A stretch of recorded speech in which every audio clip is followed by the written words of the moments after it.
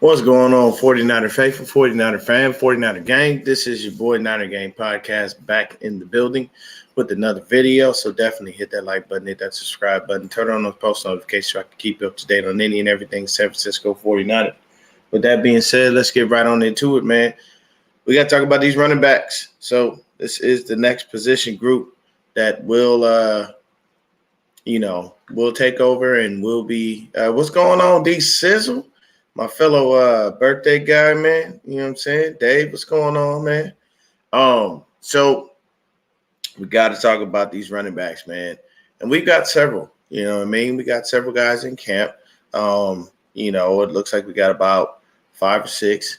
I'm gonna include Juice and this new guy, Jack Coletto, in that. Only reason being is because fullbacks don't get a specific show. I mean, they're fullbacks and they're not used very often, and we use Juice sparingly. So either way, we got to see what we got in these guys. So let's get into it. So we're gonna talk about Carcast. What's going on? He say he in school right now. Carcast, don't be getting in trouble, man. Not at school, bro. Not at school, man. You know what I'm saying? I appreciate you tuning in, but don't get in trouble at school, man. Stay focused. I know you're a smart young kid, man. But either way, let's talk about it, man.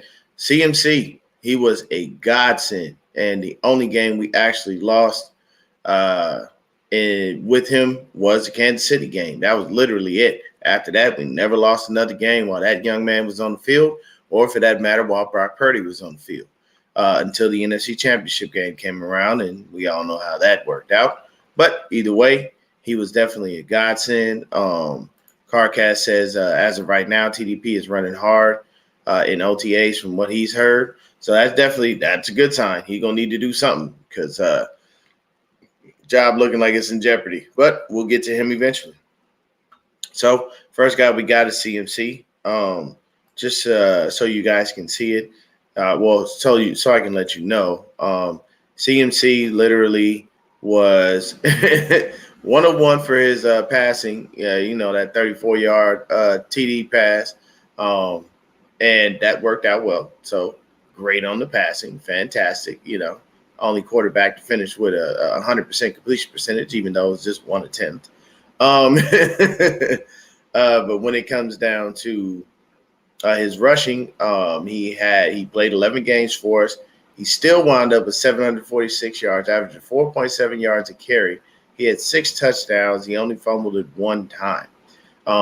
His longest run was only 38 yards, but that's because we all know and understand CMC is not a home run hitter when it comes to running and stuff like that. So we're not going to knock him, but we definitely can tell him that we know that he doesn't have long game speed, I'm saying for that. He said, my dog Sizzle says KC was just practice for CMC. I appreciate that compliment there, good brother. I really do. So the other thing CMC is a threat in is the receiving. So, he had 52 receptions on 65 targets for 464 yards, average 8.9 yards a catch. And he had 4 touchdowns. And oddly enough, his long was a 38-yard run. What a coincidence, because that's what his long was when it came there. So I guess it's safe to say that now we can say anything outside of 38 yards, we don't know. But CMC was a godsend. We appreciated him for coming in and hanging out and doing all of the things that he did. We love him. Hey, what's going on, Sid? We love him. We definitely are happy that he's back. We've already restructured his contract to open up some money for us. So it's all good for us with CMC, man. I don't see anything being wrong. I see that dude definitely being the starter, and that's basically it, man. We would love to have a running back by committee, but Kyle Shanahan is one of those guys where he keys in on a dude, and when they're doing something that he truthfully really, really likes, he's going to wind up putting them out there more often than not. So you're not going to see CMC less. You'll probably see more of him than you would like to see, even though we would love to have him rotate in some of the very, very viable backs that we have behind CMC. It's just not something that, Kyle is looking to do, unfortunately, at this point. So it kind of is what it is at that moment. you take that with a grain of salt, and you move on from it. But I can tell you this: I know that CMC is the future, and he definitely is a fantastic running back. Kyle Love's a dual threat running back. He's actually had more success with free agent running backs than he has with, guys that he picked up or guys that he drafted. Because the guys that he drafted have been just all but failures. Kyle Shanahan does not have a good track record with drafted running backs. He has a better track record with undrafted free agents that come in, learn and understand his system, because the system is very running back friendly, especially if you start to understand the nuances and know where you're supposed to be. You can definitely get the ball at any point in time, just because Kyle usually tries to draw it up where running back is always open on his pass plays, and or when he's running, that the lane should be open as long as the play is executed properly, and nobody blows it up, obviously. So shout out to CMC, best dual threat running back that we got. We love him.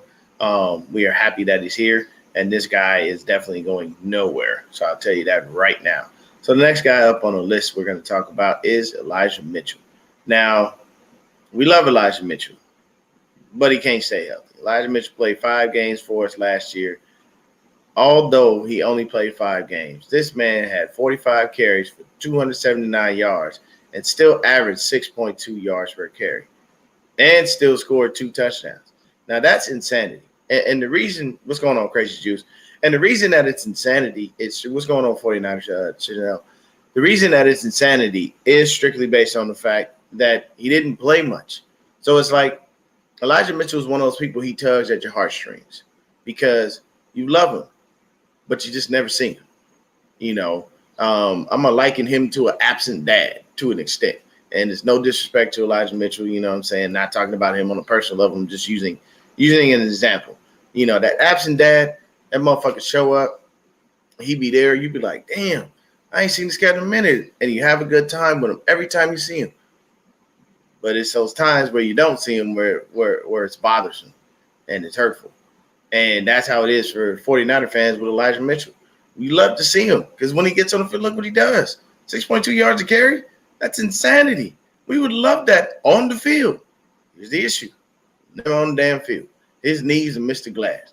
You hit that man below his waist, you can call it a day, which is why most people go at him, because they know the minute they hit him, he'll be out with a knee contusion or an ankle problem or something else.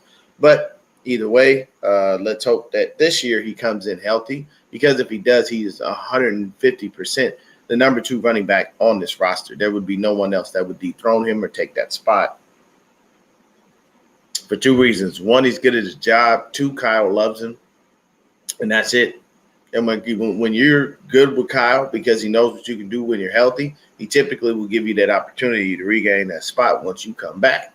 He didn't necessarily do that with Jimmy Ward, but that was because Tayshaun Gibson was playing, a perfect role. And obviously they said, hey, Jimmy Ward said it best. And then he kind of retracted his statement, but I believe in the first go around. He said straight up, hey, you want to be the man, or you want to ride the bench? It's up to you what you can do. Don't bother me either way. So he said, hey, I want to get in. I want to play. I want to make sure I earn my money for next year, because I know you guys are probably not going to resign me. Did what he had to do. But either way, love Elijah Mitchell. The key for Elijah Mitchell, stay healthy. Stay on the field. Please produce. We would love your production. We know what you can do. A 1-2 punch with CMC and Elijah Mitchell is a dream come true for every 49er fan. The issue is we're going to keep having nightmares until this dude can get healthy and stay on the field. Simple as that. Elijah Mitchell is a dual threat running back. You can use him in the passing game. They didn't necessarily very much this year, but he definitely, because he didn't necessarily play, but he definitely is the man. So he only had 3 targets and he had 7 yards. So that was nothing. He didn't really catch the ball out of the backfield. Once again, because CMC got here, they basically figured it out. So once again, Elijah, we love you. You are automatically the number 2 running back on this roster, but we need you to stay healthy, period. That is it. So next guy up on the list I'm going to talk about is TDP. And TDP, since he's been here, has been pretty much all but mediocre. Haven't seen anything out of him that wowed you. Haven't seen anything that says he was great. I mean, on the season, he had 34 carries for 99 yards. That's 2.9 yards a carry. That's not good at all. He didn't score a touchdown. He was relegated basically almost all but to the bench because of the next person I'll talk about. But, it's another running back that we drafted. And I said it earlier, Kyle Shanahan is bad with drafted running backs. They just don't work out. Don't believe me? Look at every running back we've drafted since Kyle has been here. None of them have worked out. Not one. Except for Elijah Mitchell. And that was only in the first year. After that, he hasn't worked out. And he barely worked out that year. And once again, we love him, but we want him on the field. Lots of production is what we are looking for from Mr. Mitchell. So TDP, once again, wound up relegated to like the backup spot. You know what I mean? He couldn't get on the field. He had no special teams value. And there wasn't value anywhere else. And I still don't know why we drafted him, but I have a really, really bad feeling that this dude's going to get cut. Carcass did say that he heard he was running hard at camp. You can run as hard as you want. Doesn't make a difference. Kyle is one of those people. If you proved it to me and I saw it, I'm going to put you on the field. If you haven't proven it to me and I ain't seen it, you're going to sit on the bench. It's just how he is. And I understand him to an extent. But the main issue is you drafted this guy in the third round. Woke Niner, what's going on, man? You drafted this guy in the third round. So you kind of almost have to see what he has to offer. But it's been a couple of years. I'm not sold, and I don't see why we drafted him out of LSU. Because when I even watched the tape on the dude, I didn't see anything that said to me like, okay, this is the guy. This is what we need to do. Here's so-and-so, anything like that. But there was nothing that jumped off, to me about him. He had some good short-term bursts, but that was about it. I didn't see anything else that wowed me. So, to be honest with you, though he's drafted, I'm going to say TDP, man, he on the chopping block this year. I don't know if he's going to make it. But, that's all I really got on him because there's not really much to talk about when it comes to this guy. But I will say the next guy on the list is Jordan Mason. So Jordan Mason, JP Mason, whatever you want to call him, he basically came in and was a light in the dark place. He played all 16 games. He wound up pushing TDP to the bench because of his special teams value and what he could do. So definitely came in and showed up and showed out. Jordan Mason had 43 carries for 258 yards, so 6 yards a carry. His longest run was 55 yards. We all remember that when he got down to the 1 yard line, he got stopped and missed his opportunity to score a touchdown. But he did have one TD this year. So, I mean, that's basically it. And he didn't have any fumbles or anything like that. And you got to love the kid. You got to love what he brought to the table and what he did for us and how he moved. So, a lot of people are very big Jordan Mason fans. I am one of them. I love the way the kid runs. He runs hard. He runs smart. And to be honest with you, I've always said, if you're going to do anything with Christian McCaffrey, you run him outside, you run Jordan Mason or Elijah Mitchell up the middle. Those are the bangers. Those are the bruisers. Those are the guys that will take the hits and absorb them and keep on going. CMC ain't built for that, and CMC in his past has had a couple of injuries here and there, so we don't want to wind up missing him for any games. We want to keep him healthy. So, I don't know how many content creators or 49er fans just literally have all said the same thing. Run CMC outside, put the big guys in the middle when you're running up the gut. It's just that simple. So, though they don't listen to us and they're going to do what they're going to do regardless, that's definitely something that we would like to see.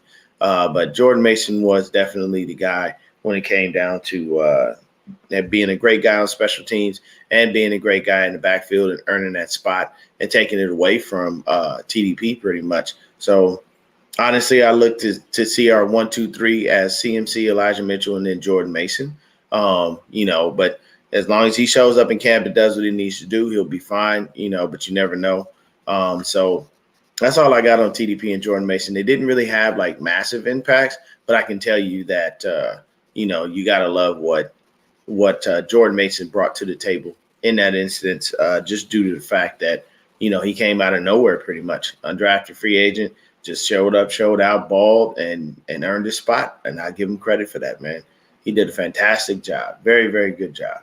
So, once again, the pecking order right now for running backs is CMC, Elijah Mitchell, Jordan Mason, then TDP. And if you're the fourth guy, high probability you might not be around. They can relegate him to the practice squad if they want to, but I just don't see why you would do it. He's just not working out. Next guy on the list is Ronald A. Watt. Came out of UTEP. So when you look at this guy, his first college, he played 5 years at UTEP. He went from 2017 to 2022. So he played out all his college eligibility.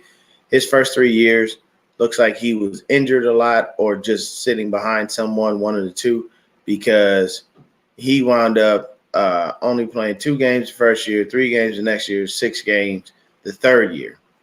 So it wasn't until his 4th and 5th year where he actually played some games. So 2021 and 2022, he played 13 and 12 games respectively. 2021, he had 844 yards, 5.3 yards per carry. He had 6 TDs, as far as rushing.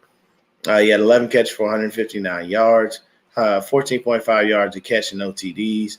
Then come back in 2022, 734 yards on 163 carries, 4.5 yards a carry. Only 2 touchdowns and 6 receptions for 76 yards, 12.7 yards per carry. Now, I didn't get a chance to watch like any YouTube highlights on the guy or anything like that, but as of right now, not impressed. Those are mediocre numbers. He's not a threat in the pass game just by those sheer numbers. First 3 years, you couldn't even either you couldn't stay healthy or you couldn't break the practice squad. Break the the starting lineup. So I'm not really sure why he's here. I don't see much from him. I haven't really heard much about running backs out of UTEP in the first place. So, another guy on the outside looking in, possibly just another camp body, another dude that you may or may not really want to, work with. But just based off of the numbers and the sheer stats, probably going to get cut. I don't see him really making the squad or doing much. It is what it is. Now, this guy I have heard a lot about. And he's only got 1 year under his belt, at least from the stats. He went to Marshall, and this is Khalan Laybourne. Played all 13 games, 302 carries, 1,513 yards, 5 yards per carry, 16 touchdowns. And then he had 16 receptions for 116 yards, 7.3 yards per carry. Now, this guy is a guy I've heard a lot about from a lot of different people, and everybody is saying great things. Hey, Big Terradome in the building. My brother, nothing but love to you, sir. Nothing but love. So, Khalan Laybourne. I've heard so many good things about this kid. Like, literally, I've heard him to be almost the next Jordan Mason.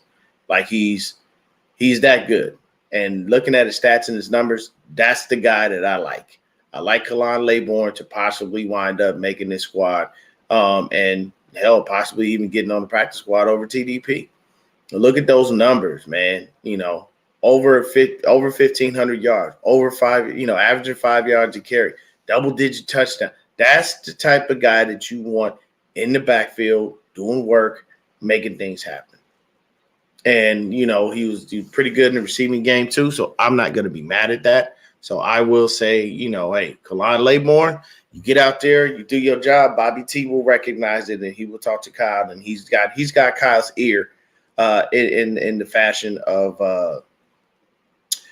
running backs. He definitely does. So if you make sure you stay on Bobby T's good side, jump in, do exactly what you're supposed to do, Khalan Laybourne, you will make this squad. I guarantee you that. Like I said, I didn't get a chance to run through all the highlights like I normally do on these dudes and write up more assessments and whatnot. But I can tell you right now, heard nothing but good things about this kid, and I definitely anticipate him definitely making the squad. So the last guy we got Juice, but we all know who Juice is. There's not really much to talk about with him. Juice is Juice. He's here. He's going to be the dual threat guy that he is, blocking and receiving. But, we did sign another guy that is a fullback, and that is Jack Coletto. And Mr. Coletto, once I get his information up, let me take a look. Come on. There we go. So Jack Coletto, he was a quarterback slash linebacker coming out of Oregon State. So that's definitely very odd. So first 2 years at Oregon State, he played quarterback. Played 8 games his first year. They switched him from quarterback because he was trash. Jesus Christ. These are horrid stats. And then they switched him over to linebacker as far as that goes. And when they switched him to linebacker, they got his stats all screwed up here. But it looks like they wanted him. I guess they brought him in because when I looked at this list that Niners Nation had put out, it gave me the list of fullbacks, and Jack Coletto was one of the guys. I don't really see this dude winding up making a team. I think they're looking at Braden Willis to be that guy because they're saying Braden Willis can be a tight end and he could be a fullback from what I heard. I haven't done my tight ends video yet. I definitely will. I'll probably do that probably tomorrow. I have a whole day tomorrow pretty much to myself. So I will definitely be doing that. I'll probably I'll get like maybe 2 or 3 videos in tomorrow, probably so, because I'll try to get, start hitting on all the other position groups and whatnot. And I'll be able to take my time tomorrow and look more in depth with what we have to offer as far as the guys that are there. So Terradome says Bobby Turner on Jordan Mason's potential limitless. That's very true. Yeah, he can do anything he needs to. I agree with that. And he says we got to use Juice more on the goal line. Spider 2 wide. Yeah, I mean that's the issue that a lot of us are having with Kyle right now is that there's certain weapons that he has that he's not even using.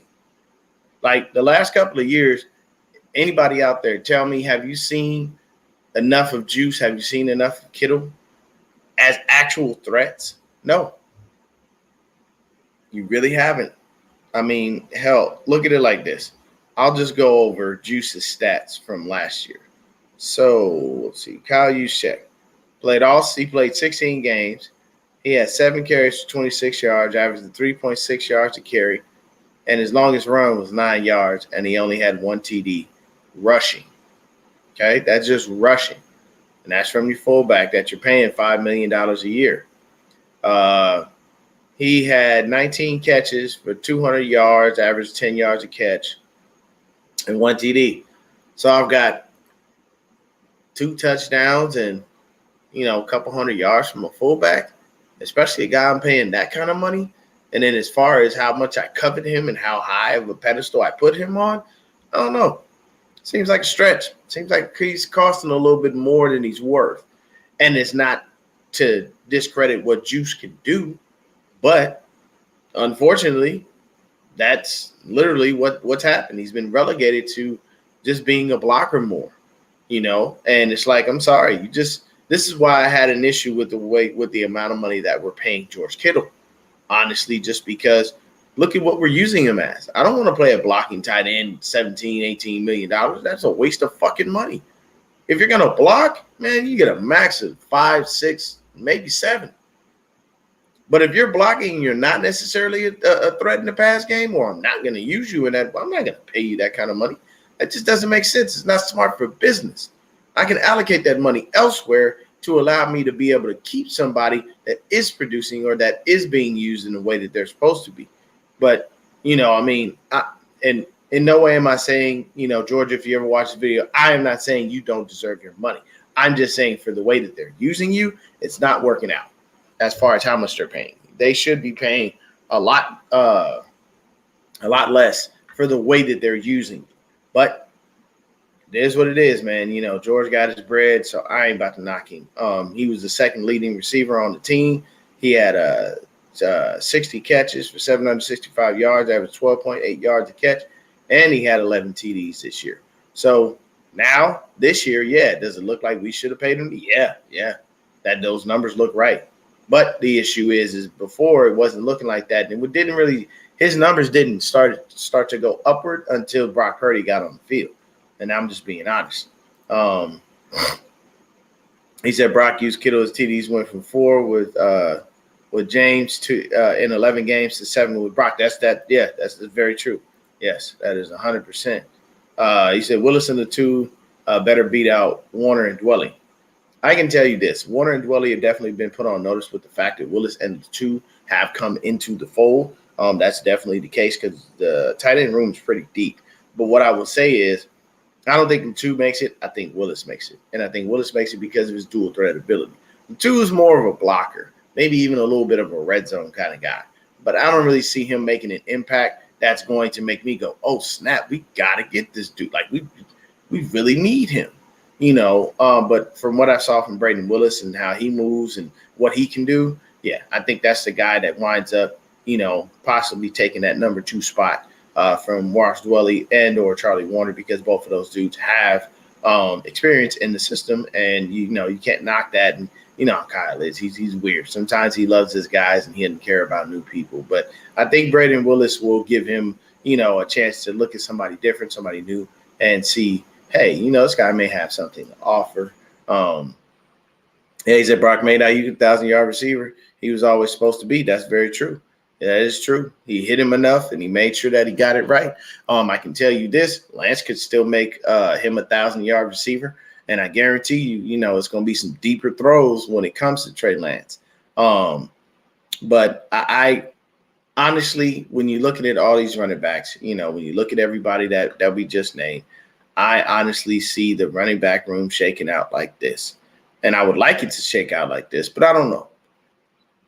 CMC 1. Elijah Mitchell 2, J.P. Mason 3, and honestly, Claiborne 4, and that's it. You only need 4. To TDP, to A-Watt, to anybody else they possibly have brought in the camp that I may not have seen, you're just a camp body.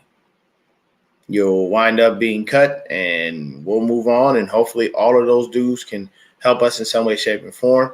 Hopefully we get Mason to stay up on game days, just because we can use him in the, in special teams, and he does a fantastic job with that. So that's just how I see it shaking out. So once again, the guys that I see staying, CMC, Elijah Mitchell, Mason, and Claiborne. And, it's only because Claiborne, because he produced in college. Even though it was 1 year, hey, I don't care. That 1 year is what gets you where you need to be, and though it was only 1 year, that's probably why he didn't wind up getting drafted, because most of the time teams like to see consistency for several years before they give you that shot. Although when you get into the NFL, all you really truthfully need is 1 good year. You can go run into the owner and dig in their pockets as deep as you want, depending on the franchise. So for me, I say it like this. Those are the guys that should be on the field, producing, helping us win games, and making sure that we don't wind up, missing a step.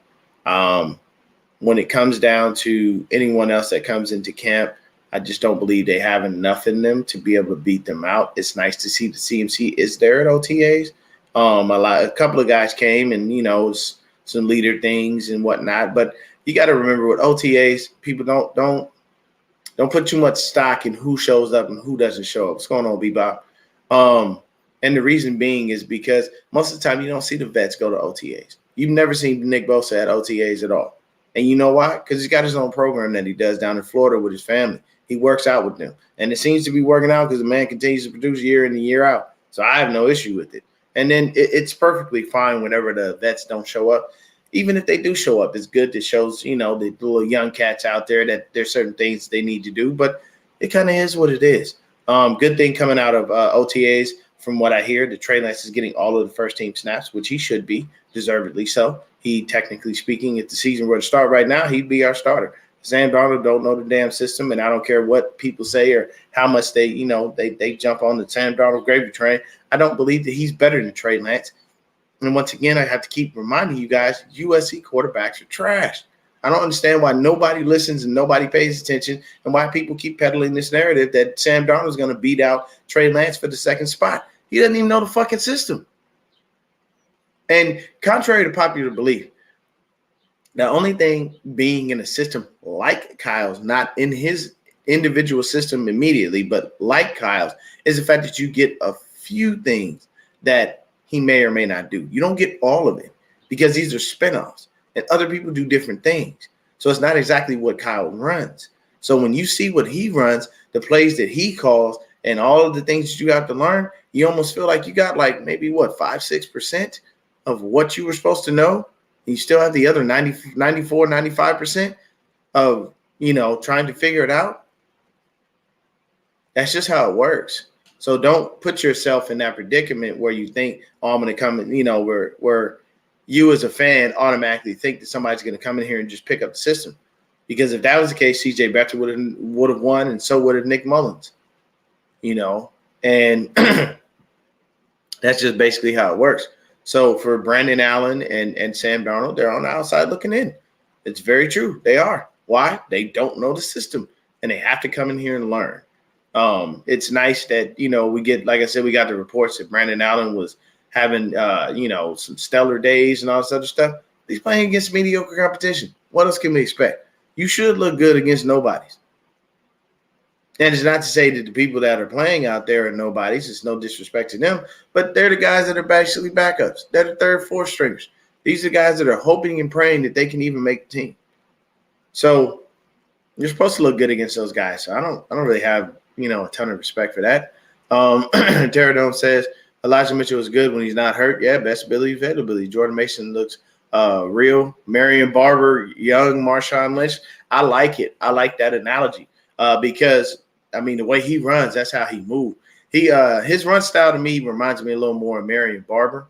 But yeah, I can see the beast mode comparison just because of how hard he runs. But both of those dudes, Barber, God rest his soul, and beast mode as well, who is, we're fortunate to still be blessed with to have on this earth. Yeah, those dudes ran hard, and they don't go down easily. It's going to take you more than one person. And if you go one-on-one, you better be going low, because if you go up top, good luck trying to hit somebody. But he said Debo has dropped 10 to 12 pounds. He's fit. Okay. Yeah. And if Debo is there, man, that's going to happen.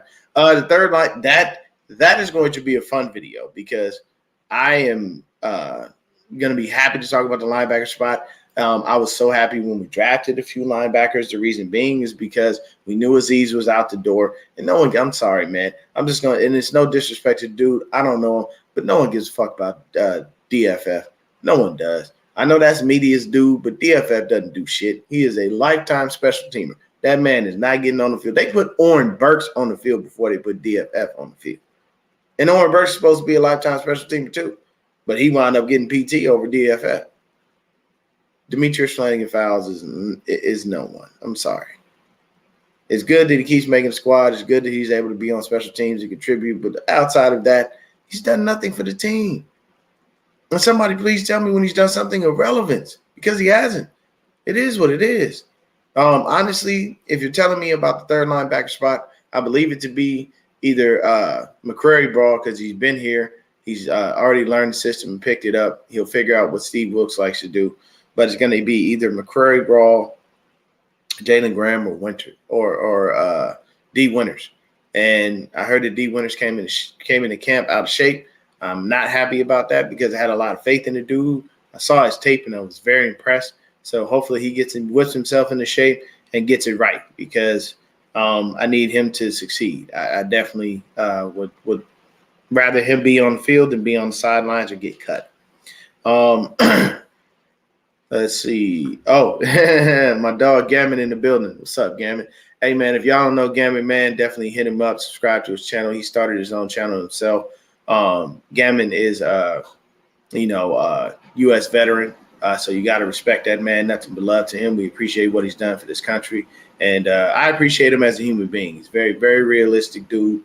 Very cool guy, man. Appreciate him coming in and hanging out with us. He said Debo is ready to add to his body count this season. I'm going to tell you right now, man, if y'all ain't seen it on Instagram, I forget who the group is, but the song is called Let the Bodies Hit the Floor. But somebody remixed it, and made it like low-key hip-hop. And a lot of DJs have done it. And when that drops, it's hard. Like it's insane. So I love it. So if we could get a highlight video of Devo just running people over and just had that let the bodies hit like just the buildup of that and the energy that comes along with that song is fucking fantastic for Devo. That is a perfect idea for any time Devo hits somebody. You got to play that let the bodies hit the floor. That's definitely it, man. Terradome says, indeed, McCrary Ball is the fit, the profile, the lick. He's what we do. It's going to be McCrary Ball. You know what? I like that. I love when somebody has confidence in someone and they call it out like, this is my guy. I don't care what you say. I don't care what happens. That's my dude. And I appreciate that. You know, this is why I pound the table for Trey Lance. I know the dude can do it. I know he's got the skills. I know he's got the production. There's nothing that's going to stop him. I guarantee, like I'm telling you, man, it just get that kid that chance and he's going to run away with it. And I'm going to tell you right now, it's going to piss Brock off, but he's going to wind up as an afterthought because Trey Lance, once he gets on that field, is going to be awesome. I know we have notoriously slow starts, but I do believe that this year we should get off to a better start. Then at the same time, they're saying Brock is throwing. They're hoping that he can be on target to start training camp. And fantastic. Great. Once again, this video is for the running backs, but I'll end it by saying this. I love what everybody is bringing to the table. I really appreciate, all of the things that come from the quarterbacks. I'm always happy to find a diamond in the rough, but I will tell you this. I would rather have Trey Lance on the field because I know he can do so many things, so much more than any of these quarterbacks, than Brock Purdy, than Sam Darnold, than Brandon Allen, or anybody else you could try to bring in here. I just have it in my gut that this guy is going to be great. He just needs the door open, and once that door creaks open, I need him to kick that motherfucker in and go right through it and let everybody know it's not a game. I'm going to end the video there. Thank everybody for tuning in. If you know anyone, tell a friend to tell a friend. Like I said, I'm going to be putting out content on a consistent basis. The summer will come and it'll probably tail off a little bit, but I'll get more into the OTA talk and, kind of read through a few articles, see if I can get some more information and go from there. Probably we'll have a couple of guests on here and there. Definitely need to make sure that happens. But thank you guys so much for tuning in. Everyone stay up, stay faithful, stay blessed. And remember the running back pecking order, CMC, Elijah Mitchell, Mason, and then Laybourne. Those are the guys. They will be the guys on our starter. He said Brock just took us from 24 points to 33 and a half. Oh, yeah, you got to love that. I've never won that for that's going to be the Debbie Downer for an increase in stats. I am very happy about that. I don't care who it is. If it was Brock, hell, Nick Mullins could have come back and did that, and I'd have been happy. But either way, thank everybody for tuning in. Everybody stay up, stay faithful, stay blessed. Happy Friday to you, and peace.